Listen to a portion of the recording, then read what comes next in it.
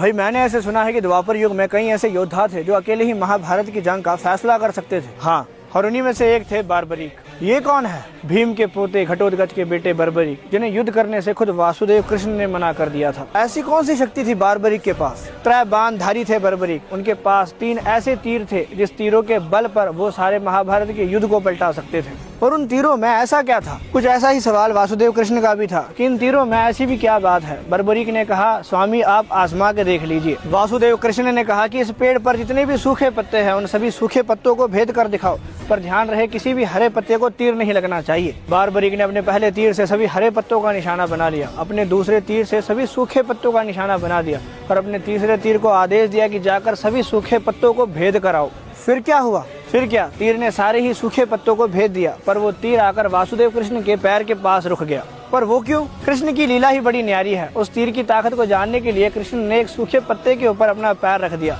पर उस तीर को देवी दुर्गा का वरदान था कि वो अपने लक्ष्य को भेदे बिना वापस नहीं आएगा, और उस तीर के कारण वासुदेव कृष्ण का पैर दुर्बल हो गया। कृष्ण ने कहा कि अब इस पैर पर कोई मामूली तीर भी मुझे लगेगा तो मैं अपने शरीर से प्राण त्याग दूंगा।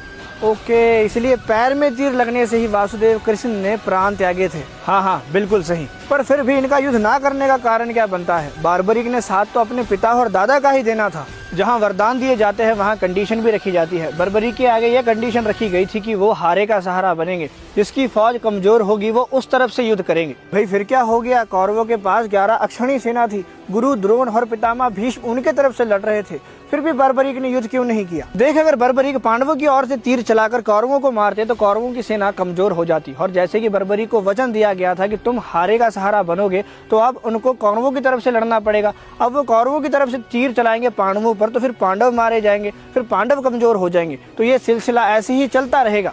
शायद इसीलिए ही उनका लड़ना वासुदेव कृष्ण को मंजूर नहीं था। बिल्कुल, पर बर्बरीक ने कहा कि मुझे इस युद्ध का हिस्सा बनना है, तो वासुदेव कृष्ण ने कहा कि बर्बरीक, योद्धा अपना युद्ध नहीं चुनता है, युद्ध अपना योद्धा चुनता है।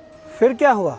फिर वासुदेव कृष्ण ने बर्बरीक से कहा कि तुम अपने प्राणों का त्याग करो। बर्बरीक ने अपने शीश को कृष्ण के पैर में रख दिया, पर बर्बरीक की इच्छा थी कि वो इस युद्ध को देखना चाहते थे, तो वासुदेव कृष्ण ने उनके शीश को एक बड़े पहाड़ पर रख दिया, जहाँ से उन्होंने सारे युद्ध के दर्शन किए। जब उनसे पूछा गया कि युद्ध में क्या हुआ, तो बर्बरीक ने कहा, मुझे सिर्फ श्री कृष्ण की लीला ही दिख रही थी। और वासुदेव कृष्ण ने कहा था कि बर्बरीक, आप हारे का सहारा बनोगे और सारी दुनिया आपको खाटू श्याम के नाम से पूजेगी।